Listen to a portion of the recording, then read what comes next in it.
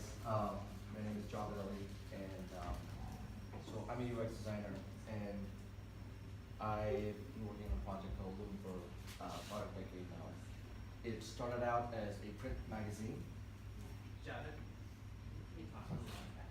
Okay, so it started out as a print magazine in 2006. We transitioned online, and it was a first of its kind in a lot of things that we did. We were pioneers of digital media, and these two images actually, these are the most bootleg images in the world when it comes to resistance art created from the community, right? These are covers that I commissioned that we conceptualized. A decade later, there's a billion-fold impact, and it's the voice of movement, right? So it inspired, the platform inspired a generation of storytellers, and that was the goal. So now we have, like, Muslims who are now in mainstream media, we're able to tell our stories, right? Because what we found was that after 9/11, there was kind of this onslaught and misunderstanding and misinformation. So a lot of what we've been following over the past decade, just in terms of things that are on the fringes, that were kind of the source of misinformation, disinformation, now they're in the mainstream.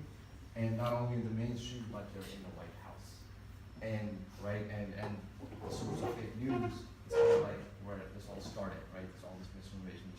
So what we want to do is, I specialize in gamification, so I want to leverage the power of game mechanics and how I can use that for social impact.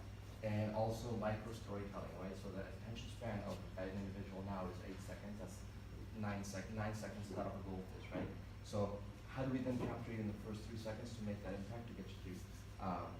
So basically the goal is to create an app that sits on top of Facebook that looks at hate, that looks at bigotry, and counters it. And this is something that's not just applicable to our communities to start, but it's something that can scale to other communities, right? Minority communities, people of color, LGBT communities, so on and so forth. And using memes and videos to kind of make that impact, right? So what happens is this is kind of a Giphy type plugin.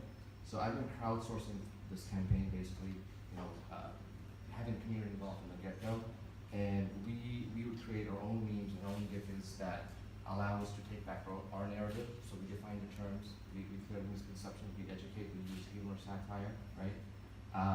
And be able to give the user or somebody who's being harassed or bullied kind of an ammo, a rapid fire response, right? Not only that, but so this is kind of the experience. Basically, it's a Giphy type plugin. It comes up, you search, it shows memes, right? This is memes, this is GIFs, a leaderboard, and an ability to, if you're in trouble, if you need help, to be able to invite others to kind of come to your aid, right? So you post, right? It kind of posts in the timeline. Okay. And then, so every action, there's points assigned to it, so there's the leaderboard, so it kind of gives you the incentive to participate.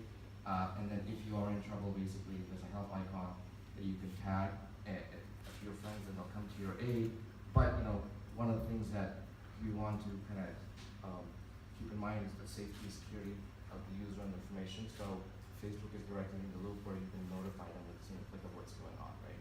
So it kind of creates this closed loop and this ecosystem that not only fights hate and bigotry, but notifies the right authorities. Awesome. Thank you so much. Okay, judge questions.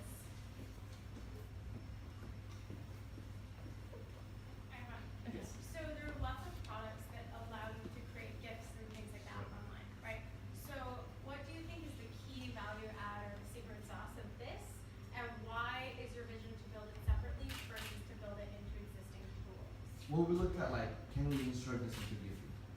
Will this allow? Will this be alive? So we looked at different options. Is this going to be an iOS app? Will this be a Facebook app? Can this be a library? So I think just having conversations with everybody, the most logical option seems to be to have a keyboard library. So it's part of the keyboard already, and it's universally applicable to on any platform. It's platform agnostic just because it's that keyboard. So it's not built on top of a single platform, but it's just a keyboard plugin that leverages your Facebook profile and Giphy. Cool. Any more questions? All right, awesome job. Thank you